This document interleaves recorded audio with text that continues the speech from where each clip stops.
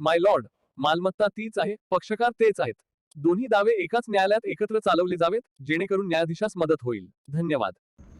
नमस्कार मित्रांनो, मी आपला वकील मित्र ॲडव्होकेट आकाश कापुरे. कोर्ट कचेरी या यूट्यूब चॅनलवर आपले स्वागत आहे. तर मित्रांनो, अनेकांना असा प्रश्न पडतो की एकाच दाव्यासंदर्भात, एकाच प्रॉपर्टी संदर्भात वेगवेगळ्या कोर्टामध्ये जर दावा दाखल केला तर त्यावेळी काय होऊ शकतं.